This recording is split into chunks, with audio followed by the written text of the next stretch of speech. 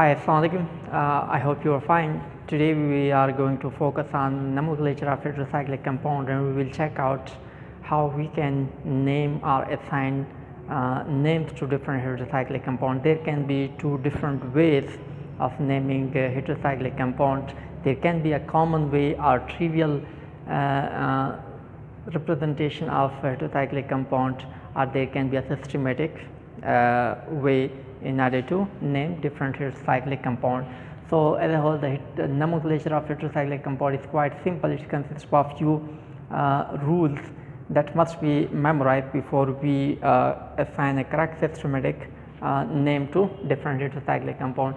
So, heterocyclic name can be common or they are trivial, such as pyrrole, pyridine, etc., or there can be a systematic names which was introduced by Hans Wittmann and Peterson. These were basically German chemists.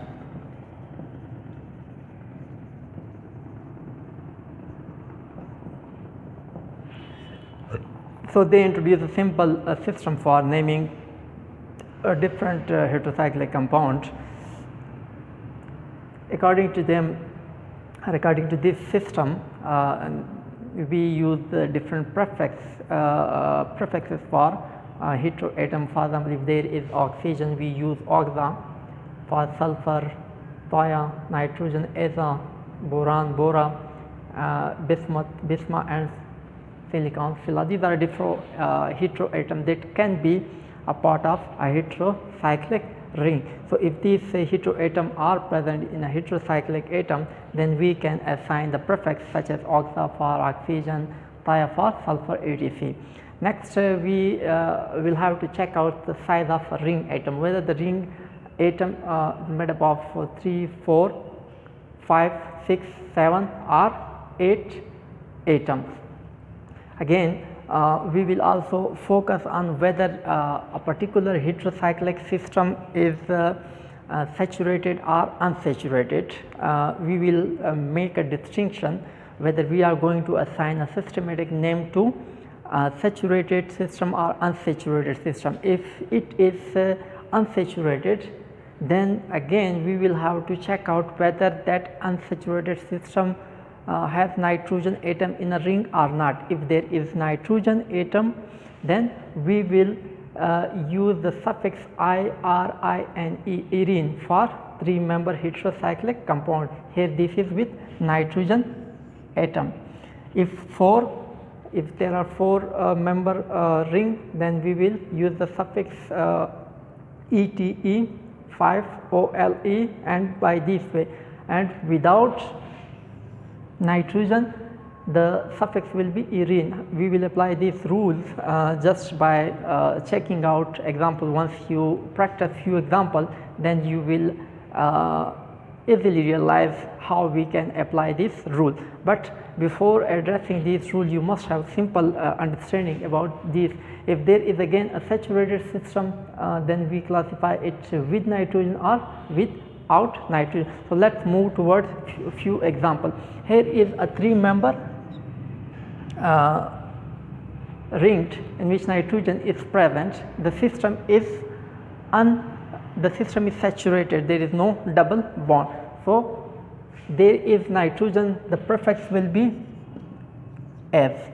As there are 3 carbon atom, when there are 3 carbon atom, there are 3-member ring which is saturated and it is with nitrogen, and there will be use a suffix iridine. So, what will be the name of this compound?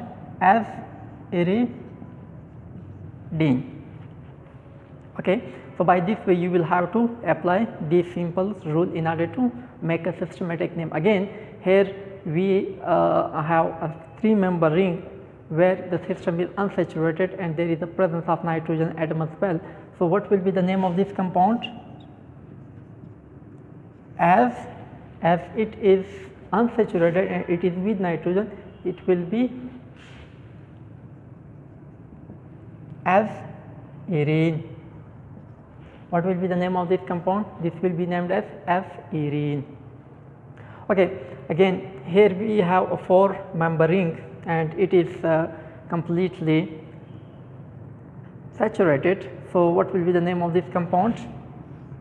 No, there are 4 member ring, so I will not use aridine or arene type. Why? Because they are used for a 3 member heterocyclic compound. So it will be etidine.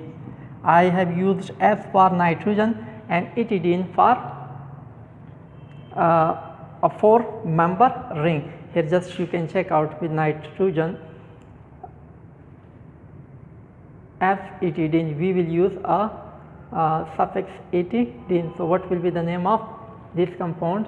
This will be known as etidine. Okay, if it was without nitrogen, for example, here we have a sulfur instead of nitrogen. So what will be the name of this? Here just check out a 4 member ring without nitrogen, it will take a name of thietane.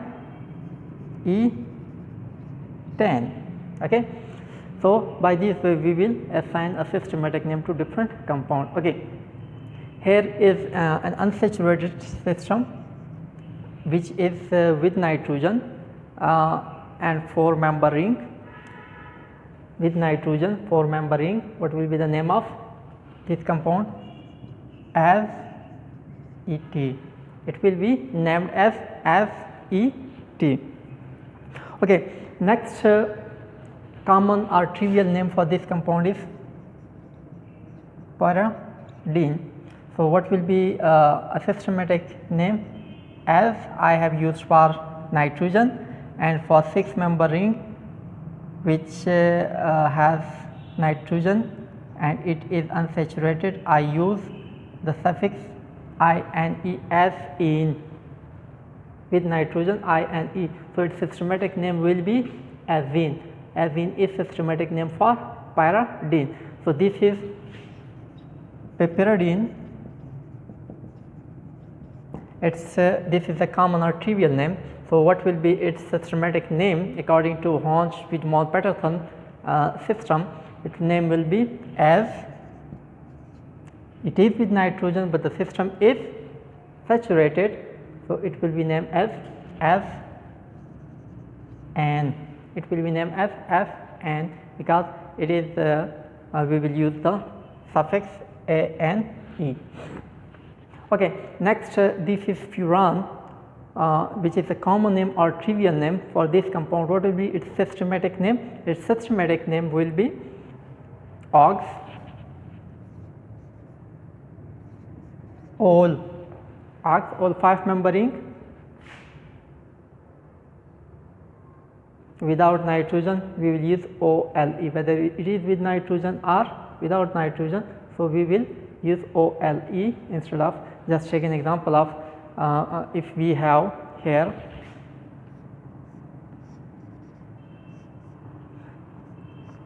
this is pyrrole. So what will be its systematic name?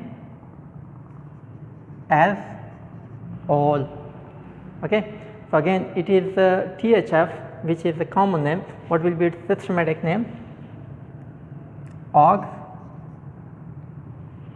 Just check out OX saturated without nitrogen, which is without nitrogen, it will be named as oxolane. So for THF the systematic name is oxolane. Okay, so these are simple heterocyclic system for which we don't require any numbering of the ring, but if there are multiple heteroatom are present in the ring, definitely we will assign number and we will also require a preference order as well. So when we prefer, basically we give first preference to oxygen and then sulfur and nitrogen. That's why I wrote oxygen, sulfur and nitrogen along. Why? Because oxygen, sulfur and nitrogen usually occur in a heterocyclic system, so we must have a clear idea about its preference order as well. Okay, here we have a system. How I can number it? For example, 1, 2, 3. Okay, I am numbering it in this way. What will be its systematic name? Here I am writing its systematic name. 1 2 1 2 3. Here it will be 4.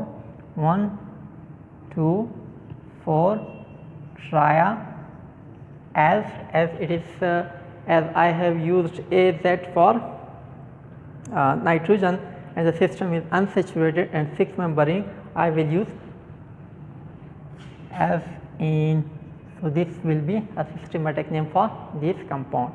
Okay, here in this case I will have first give preference to oxygen 2 3 4 5.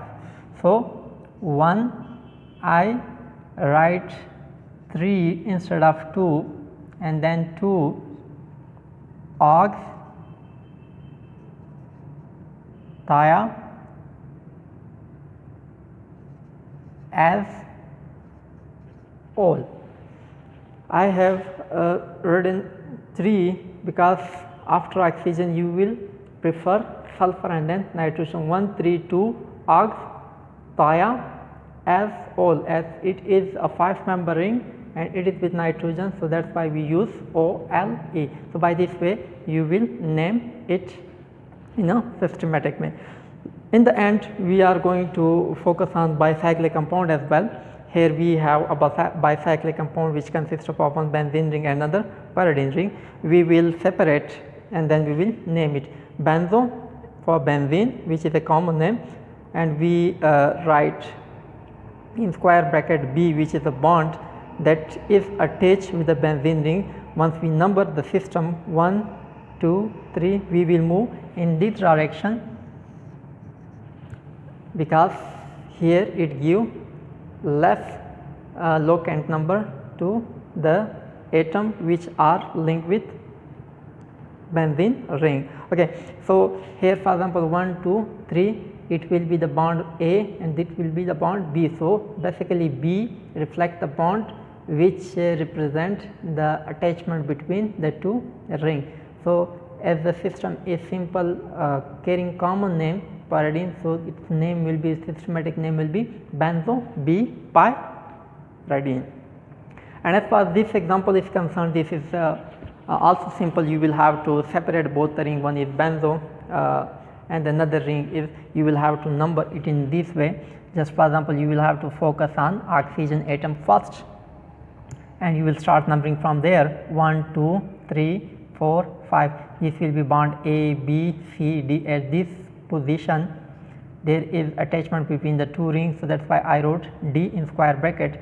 So 1 3 1 3 ox as epine for 7 member ring which is with nitrogen. So what will be the systematic name? Benzo D13 ox as epine. This will be the name for this heterocyclic or bicyclic heterocyclic compound. So I hope you have gotten a good idea about naming heterocyclic compound. There are few rules you have realized it, you must memorize and practice it. The more you practice about such things, the more you will understand and the more you will master the art of assigning the number and devising different systematic name for different compound. I hope you have got a good grip of today's lecture. Thank you very much for watching the video.